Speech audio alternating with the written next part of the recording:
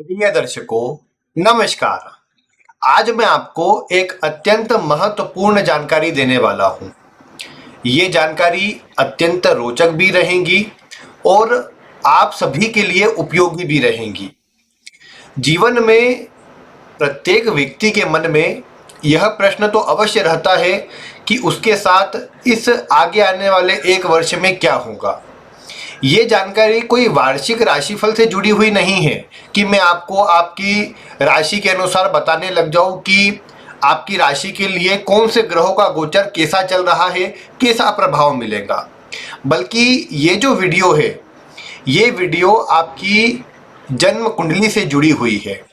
आपको अपनी जन्म कुंडली उठाना है और उसमें ये देखना है कि वर्तमान में आपको कौन सा वर्ष चल रहा है और जो भी आपको वर्ष चल रहा होगा उस भाव से जुड़ा, उस ग्रह से जुड़ा और उस ग्रह से संबंधित ग्रहों से जुड़ा आपको जो प्रभाव है जीवन काल में अवश्य मिलता हुआ नजर आएगा, अवश्य से मिलेगा, ऐसा कहा जा सकता है।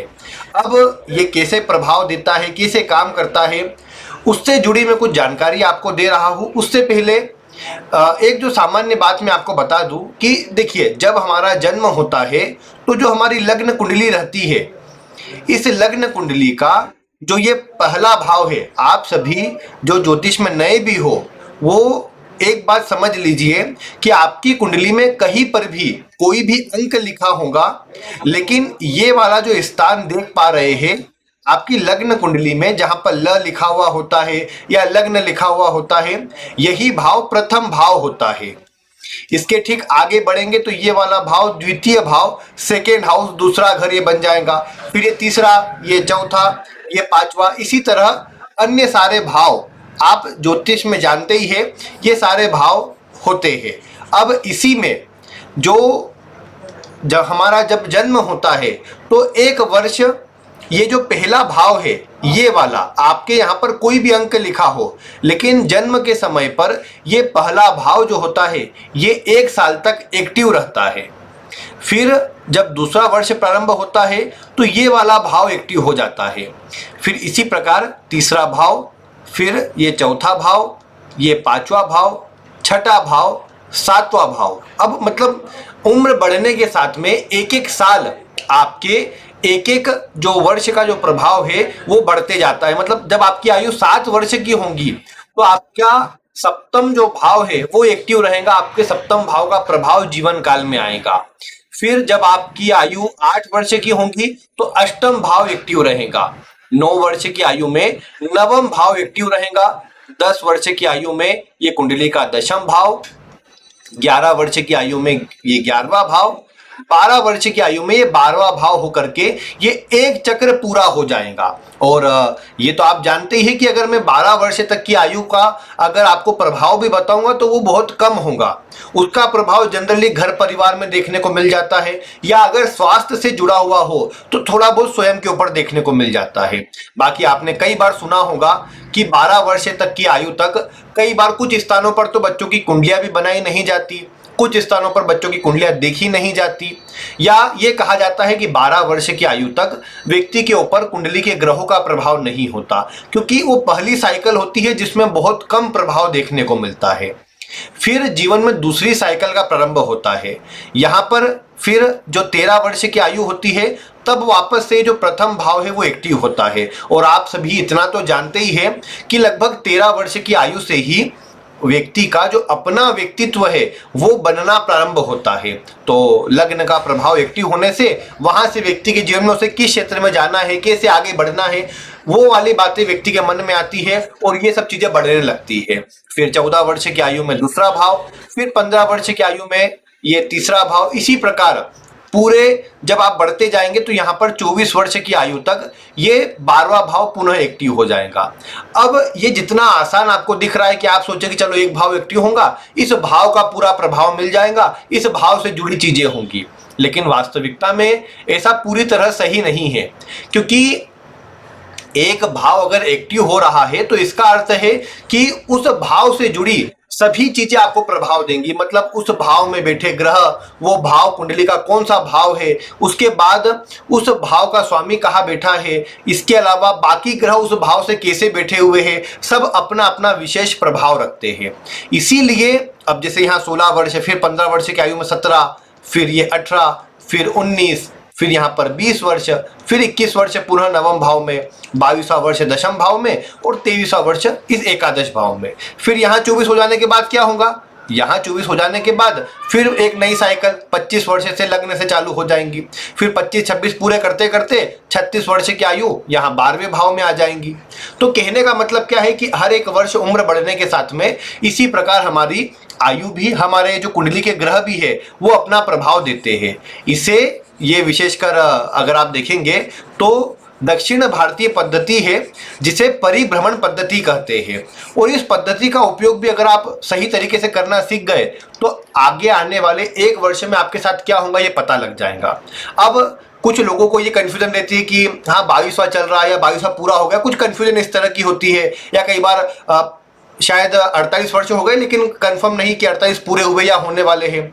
आपको अगर आसानी से देखना हो तो इतना कीजिएगा कि मोबाइल पर एक ऐप होता है एस्ट्रोसेज नाम का, उसमें आप जाइए, अपना जब आप सारा विवरण डालकर कुंडली अपनी खोल लेंगे तो उस कुंडली में ऊपर की तरफ आपको एक ऑप्शन मिलेगा जन्म विवरण नाम से। ऊपर जब आप सर्च करेंगे, मतलब ऊपर देखेंगे तो जन्म विवरण नाम से आपको एक मतलब एक उसमें ऑप्शन दिखेगा, उस पर क्लिक करेंगे तो नीचे आपको सेकेंड लास्ट में आयु, उसके नीचे दशा लिखा हुआ होता है। तो इस आयु वाले सेक्शन में देखेंगे तो आपको दिख जाएगा, जैसे उसमें लिखा होगा 48 वर्ष के लिए वह लिखा होगा। फिर मान लीजिए अगर कोई व्यक्ति के 10 महीने हो गए तो 10, फिर माह के लिए माह लिखा होगा उसमें शायद तक, और फिर आगे कुछ दिन के लिए जितने भी दिन ऊपर हुए 20 दिन 25 दिन, वो दिन के हिसाब से दी लिखा हुआ होगा। तो ये मतलब व्यक्ति की आयु, मतलब 48 वर्ष पूरे हो गए, 49वां वर्ष में 10 महीने और 25 दिन पूरे हो चुके हैं। तो इस प्रकार आपको भी वहां से मिल जाएगा, आप आसानी से निकाल लीजिए आपकी आयु का कि कितने वर्ष हो गए हैं, और जो भी जितनी आयु पूरी हो गई उसके बाद वाला वर्ष लेना है। जैसे अगर मैं उदाहरण से समझाऊं, मान लीजिए किसी व्यक्ति की जो आयु है 24 वर्ष पूर्ण हो गई है, 25वां वर्ष लग गया है, तो 25वां वर्ष जब से लगा है तब से जो लग्न वाला भाव है, क्योंकि 24 यहाँ पूरे हो जाते हैं, 25वां भाव 25वां जो मतलब वर्ष होता है वो लग्न में आ जाता है, पुनः लग्न का प्रभाव आने लगता है वहां से। तो 25वें वर्ष में पहले भाव का प्रभाव मिलेगा, ऐसा आपको समझना है। अब उम्मीद है आप वर्ष से कौन सा भाव एक्टिव है वो तो निकाल लेंगे। अब इसका प्रभाव क्या होता है मैं एक एक करके आपको बताता हूं। सबसे पहली बात तो यही कि कौन सा वर्ष, मतलब कौन से वर्ष में कौन सा भाव एक्टिव हुआ है वो देखने वाली बात है। जैसे ये समझिए आप कि अगर कुंडली के अंदर आप देखेंगे कि मान लीजिए किसी वर्ष में आपका ये जो चतुर्थ भाव है ये एक्टिव हुआ है। हम एक कुंडली बना लेते हैं, मान लीजिए किसी की कुंडली वृषभ लग्न की है, 2, 3, यहाँ 4, यहाँ 5 आएगा। और ये भी मान लेते हैं यहाँ पर कि व्यक्ति की जो आयु है वो 28 वर्ष की है। 28 वर्ष की आयु है व्यक्ति की, वृषभ लग्न है, और 28 वर्ष में क्या होता है, देखो 25 यहाँ, 26, 27 और 28, 28 वर्ष की आयु में चतुर्थ भाव एक्टिव रहेगा। तो सिंह मतलब वृषभ लग्न है, पंचम भाव में अपना चतुर्थ भाव में सिंह राशि है। यहां से आप देख लीजिए 5 का अंक यानी सिंह राशि, तो सिंह राशि एक्टिव है, साथ में चतुर्थ भाव एक्टिव है। अब चतुर्थ भाव सिंह राशि का प्रभाव क्या होगा, चतुर्थ भाव घर का है, सिंह राशि जो है मान सम्मान की, पद प्राप्ति की होती है। ऐसे व्यक्ति को जनता के बीच में कोई मान सम्मान मिल जाए, पद प्राप्ति अच्छी हो जाए, वो भी पॉसिबल है। अगर इस भाव का स्वामी यानी चतुर्थ भाव में सिंह राशि, इसका स्वामी कौन, सूर्य, अगर सूर्य कमजोर हुआ तो कमजोर सूर्य क्या करेगा, कमजोर सूर्य ऐसे व्यक्ति को अपमान भी करवा सकता है, जो प्राप्ति की बात करी थी वहां नुकसान भी करवा सकता है। तो इतना आकलन आपको करना है कि वो ग्रह बलवान है या नहीं। सबसे पहले भाव पर जाइए, चतुर्थ भाव जिन जिन चीजों को दर्शाता है वो सब बातें नोट कीजिए कि चतुर्थ भाव घर का है, माता का है, और जनता का है, समाज का है, क्योंकि दशम से सामने तो समाज का भी है, सुखों का भी है, तो हम इससे जुड़ी बातें देखेंगे। सिंह राशि जो राशि बने उसका नोट करिए। सिंह राशि जो होती है, ये जो राशि है ये पद प्राप्ति की है, मान सम्मान की है, आपके फेम को बढ़ाने वाली है, और कहीं ना कहीं नाम में बढ़ोतरी करने वाली, नेतृत्व कराने वाली, या अच्छा सुख देने वाली, एक प्रकार से मान सम्मान देने वाली राशि है। तो हमने ये सब इसमें गुण देख लिए। फिर अब ये सब चीजें मिलने का प्रभाव तो आ गया, लेकिन अच्छा मिलेगा या खराब उसका आकलन आप करेंगे कि सूर्य की स्थिति कैसी है। मान लीजिए यही सूर्य दशम में दिग्बली होकर के बैठा है, या फिर ये अगर ऐसा हुआ कि अष्टम भाव में चले गया, कमजोर हो गया, या राहु या शनि के साथ में होकर पीड़ित हो गया कहीं पर, तो फिर क्या होगा कि ये जो प्रभाव आपको मिलने वाला है वो कमजोर मिलेगा। आप सोच रहे होंगे कि 28 वर्ष की आयु में चतुर्थ भाव और सिंह राशि एक्टिव होने से मान सम्मान मिलेगा, वहीं आपने देखा कि सूर्य के कमजोर हो जाने से आपको नुकसान मिला। तो यानी सबसे पहले भाव देखिए कि उस भाव से आपको क्या क्या मिल सकता है, राशि और भाव को मिला करके। दूसरे नंबर पर आप जाइए भावेश की स्थिति पर। आपने देखा कि भावेश अच्छा बैठा है तो मतलब जो जो चीजें आपने सोची है वो अच्छी मात्रा में मिलेंगी, लेकिन काम यही पूरा नहीं हुआ, क्योंकि ये वस्तु आपको मिलेंगी, कितनी मिलेंगी, उसे कम ज्यादा करने का जो प्रभाव है वो उससे जुड़े हुए ग्रह, संबंधित ग्रह करेंगे। संबंधित ग्रह आसान है समझाना, आप इसे समझिए कि यहीं पर चतुर्थ भाव की हमने चर्चा करी और आपने देखा कि कुंडली के इसी चतुर्थ भाव के अंदर यहां मान लेते हम कि जैसे सिंह राशि है और यही सिंह राशि में कोई ऐसा ग्रह बैठ गया, जैसे मान लेते हम यहां पर कि शुक्र जैसा ग्रह बैठ गया, मतलब लग्न का स्वामी चतुर्थ में बैठ गया। तो आपने क्या सोचा कि ठीक है, जब ये भाव एक्टिव होगा तो कुछ बड़ा होगा, क्योंकि लग्न का स्वामी जुड़ गया। लग्न का स्वामी जहां जुड़ेगा उसको बढ़ाने का काम करता है, वो चीजें आपको अधिक मिलती है, अच्छी बुरी दोनों हो सकती है। सूर्य मान लीजिए, सूर्य भी यहीं पर बलवान होकर तीसरे में है या और कहीं पर मतलब अच्छा बैठा हुआ है, मतलब बलवान है, उस पर शुभ ग्रहों की दृष्टि है, शुभ प्रभाव में है मतलब। तो क्या हुआ कि आपने देखा कि हाँ, मतलब जैसे चंद्रमा यहां पर है, मान लीजिए सूर्य यहां पर बलवान हो रहा है और शुक्र भी यहां चतुर्थ में है, तो आपने देखा कि हाँ, लग्न का स्वामी चतुर्थ में है, 28 वर्ष की आयु में चतुर्थ भाव एक्टिव है, तो जीवन में आपको, आप ये सोच सकते हैं कि अच्छा प्रभाव मिलेगा, आपके जीवन में उन्नति मिलेगी, अच्छा प्रभाव मिलेगा और आपके जीवन में जो एक तरक्की वाला प्रभाव है वो बढ़ेगा।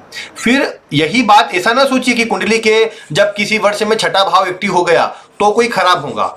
मतलब आप ये मान के चलिए कि छठे, आठवें, 12वें भाव भी जीवन में कई बार बड़ा प्रभाव ले आते हैं। जैसे 32 वर्ष की आयु में आप जानते हैं कि कुंडली का अष्टम भाव एक्टिव होता है।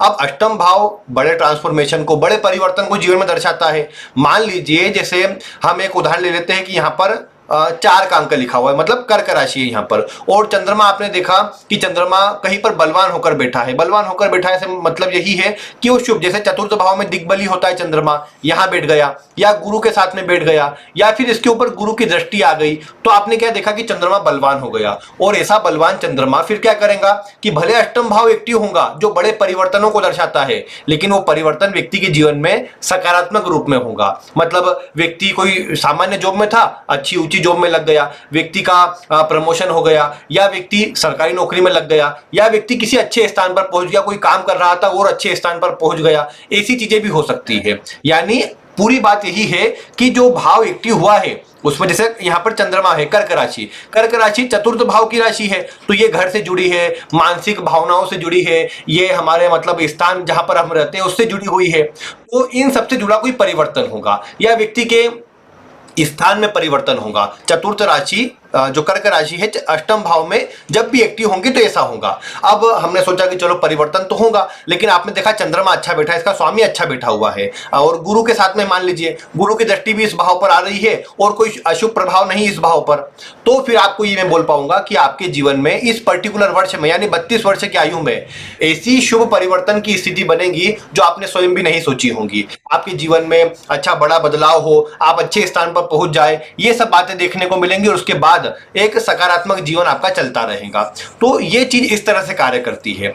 मतलब आपको अगर मैं आसानी से कहूं तो सबसे पहले आप देखिए कि आपकी आयु क्या है। जब आप आयु निकाल लेंगे तो आप सबसे पहले आयु का विचार कीजिए, जो भी आयु से कौन सा भाव एक्टिव है वो देखिए, उस भाव में कोई ना कोई राशि भी होंगी, राशि से उस भाव का जो एक फ्लेवर बोलिए या फिर उस भाव के अंदर क्या क्या चीजें हैं वो सब आपको पता लग जाएंगी। कि जैसे अभी मैंने उदाहरण से आपको चतुर्थ भाव में बताया, इसी प्रकार कोई और भाव में ले लीजिए। जैसे किसी वर्ष में मान लीजिए सप्तम भाव एक्टिव है, ये सप्तम भाव विवाह का, दाम्पत्य जीवन का होता है। ये भाव मान लीजिए किसी व्यक्ति का एक्टिव है। अब यहीं पर 11 नंबर की राशि है, इच्छा पूर्ति की राशि है और इसका जो स्वामी शनि है, मान लीजिए वो शनि भी यहाँ पर उच्च राशि में यहाँ पर बैठा हुआ है और इस भाव पर भी गुरु की या शुक्र की या पॉजिटिव ग्रहों की दृष्टि आ रही है। तो हम क्या कहेंगे, इस भाव सप्तम भाव यानी विवाह से जुड़ा, साझेदारी से जुड़ा, पार्टनरशिप से जुड़ा, व्यापार से जुड़ा कोई सकारात्मक काम बनने वाला है, क्योंकि उसका स्वामी भी शुभ है, वो भाव भी शुभ है, उस भाव पर शुभ ग्रहों की दृष्टि भी है।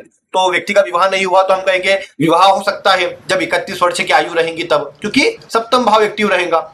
इसी प्रकार अगर मान लीजिए शनि यहां पर ना होकर के यहां होता 1 नंबर पर और नीच राशि का होता और इस भाव पर मंगल की, राहु केतु की दृष्टियां होती, कोई शुभ प्रभाव नहीं होता, तो फिर हम बोलते कि नहीं इस वर्ष में आपको सावधान रहना है। अगर विवाह का अवसर भी मिले तो शांति रखिएगा, क्योंकि उस समय परेशानी आ सकती है। या अगर विवाह हो चुका है तो आपके वैवाहिक जीवन में, दाम्पत्य जीवन में परेशानी आ सकती है। विवाह आदि के बात को हटा भी दे तो हम ये कहेंगे कि फिर आपको साझेदारी से बचना है, किसी का जुड़ना नहीं है, व्यापार में सावधानी रखनी है। तो ये सब बातें बोलते हैं। तो इसी प्रकार आप सबसे पहले भाव और राशि का विचार कीजिए, फिर ये विचार कीजिए भावेश कहां पर है, उसका भाव का स्वामी कहां है। जैसे सप्तम भाव में 11 राशि इच्छा पूर्ति की राशि थी, तो हम कहेंगे इच्छा पूर्ति होंगी। अब वो अच्छे वे में होंगी या खराब वे में, वो ग्रह बताएगा कि भावेश कहां पर बैठा हुआ है। भावेश अगर अच्छा बैठा हुआ है तो हम कहेंगे कि उस भाव का स्वामी अच्छा हो जाने से, जिसे आप इतना जानते हैं ना 11 नंबर यानी शनि, क्योंकि कुंभ राशि और शनि की राशि है तो शनि अच्छा प्रभाव देगा फिर अगर अच्छा बैठा है तो।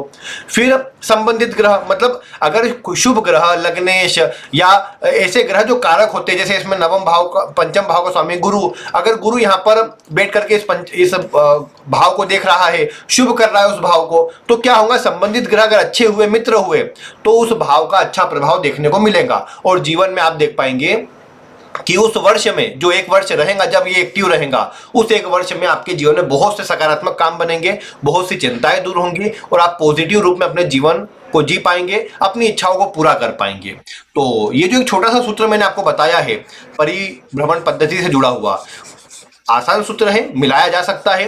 और आप देखते हैं कि इसको अगर सही तरीके से राशि, लग्न सब प्रकार से मिला लिया जाए कि कौन सा भाव एक्टिव है, उससे लग्नेश किस भाव में गया, बाकी ग्रह केंद्र संबंध में है या त्रिकोण में है, सपोर्ट करने वाले हैं या उसका विरोध करने वाले हैं, ये सब बातों का और टेक्निकलिटी में विचार कर लिया जाए तो फिर 1 वर्ष का जो पूरा आकलन है वो पता लग जाता है। हाँ, इसमें वर्षफल कुंडली भी होती है कि आप वर्षफल की कुंडली बना ले, उससे भी विचार करें, लेकिन ये भी एक विधि ऐसी है जो बहुत आसान, सटीक, लेकिन बहुत ही महत्वपूर्ण है। और इसका विचार कर लेने से आगे आने वाले 1 वर्ष का एक जो मोटा आकलन है वो पता लग जाता है। हालांकि ऐसा नहीं कि केवल मोटा ही आकलन पता लगता है। जैसे मान लीजिए कि हमने देखा 28 वर्ष में ये एक्टिव है, तो 28 वर्ष 1 महीने पूरी तरह ये एक्टिव रहेगा, दूसरे महीने में ये, तीसरे में ये, चौथे में ये, यानी जब तक 12 महीने यहाँ पर होंगे, 28 वर्ष और 12 महीने यहाँ पर, तब तक ये एक्टिव रहेगा। फिर 29 में यहाँ पर, 29 से पहला महीना यहाँ, दूसरा यहाँ, इसी प्रकार ये भी चालू हो जाता है। वो खेल और थोड़ा बारीक हो जाएगा, लेकिन उतना विचार न करते हुए आप मोटा मोटा 1 वर्ष का आकलन कर लेंगे तो आप देखेंगे कि आपके आगे आने वाले वर्ष की आपको जानकारी मिल जाएगी। और ये जो मैंने जानकारी आपको बताई है, आप इतना कीजिए कि इसे अपनी कुंडली पर मिला करके देखिए कि किस वर्ष में क्या हुआ था, उसमें किस तरह के ग्रह संयोग बने हुए थे, वो शुभ थे, अशुभ थे, कैसे थे। आप वीडियो में कमेंट करके अवश्य बताइए। बाकी किसी उदाहरण कुंडली से मैं फिर कभी इसको और विस्तार से बता दूंगा। बाकी आज की वीडियो में इतना ही। वीडियो देखने के लिए आपका बहुत बहुत धन्यवाद।